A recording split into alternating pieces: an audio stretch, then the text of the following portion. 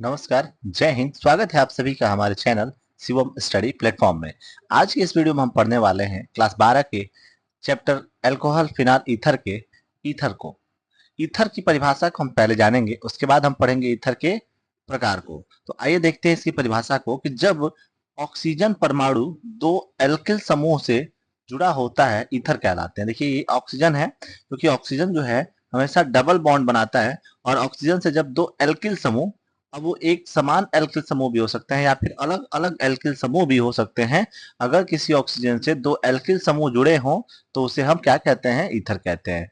तो ये हमारा परिभाषा हो गया कि जब ऑक्सीजन परमाणु दो एल्किल समूह से जुड़ा होता है ईथर कहलाते हैं। इसे आर ओ आर डैश या आर से प्रदर्शित करते हैं। ये दो प्रकार के होते हैं। ईथर जो है ये दो प्रकार के होते हैं। आइए इसके प्रकार को समझते हैं और इसके एग्जाम्पल्स को समझते हैं। देखिए, तो ईथर के प्रकार में हम पढ़ेंगे ईथर के प्रकार। ईथर दो प्रकार के होते हैं, सम्मित ईथर और असम्मित ईथर।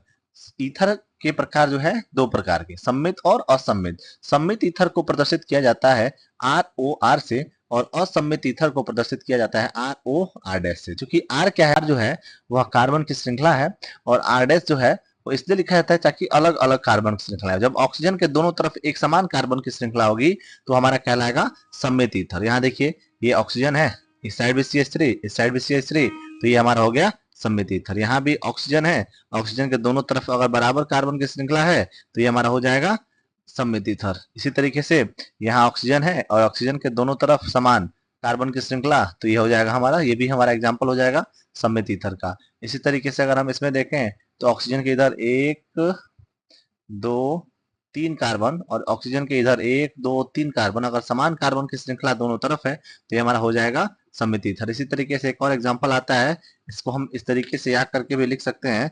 जैसे अगर हम इसको याद करके लिखे इसी एग्जाम्पल को, हम इसको लिख सकते हैं कि ऑक्सीजन के दोनों तरफ क्या जुड़ा है? C6H5 जुड़ा है। क्या जुड़ा है? C6H5 जुड़ा है। तो ये एग्जाम्पल भी हमारा हो जाएगा किसका? सम्मित ईथर का। इसी को हम बेंजीन के रूप में भी ऐसा दिखा सकते हैं, दोनों तरफ एक समान कार्बन की श्रृंखला जुड़ी है तो ये हो जाएगा हमारा क्या? सम्मित ईथर। आइए देखते हैं असम्मित ईथर को। जब ऑक्सीजन के दोनों तरफ अलग अलग या भिन्न भिन्न कार्बन की श्रृंखला जुड़ी हो तो उसे हम कहते हैं क्या? असम्मित ईथर। जैसे देखिए, ऑक्सीजन है, एक तरफ एक कार्बन की श्रृंखला है CH3 है, दूसरी तरफ CH2 CH3, यानी अगर यहाँ अलग अलग कार्बन की श्रृंखला आ गई तो वह किसका एग्जाम्पल हो गया? असम्मित ईथर का। ऑक्सीजन के इधर देखिए दो कार्बन, इधर कितने कार्बन है? टोटल तीन कार्बन है।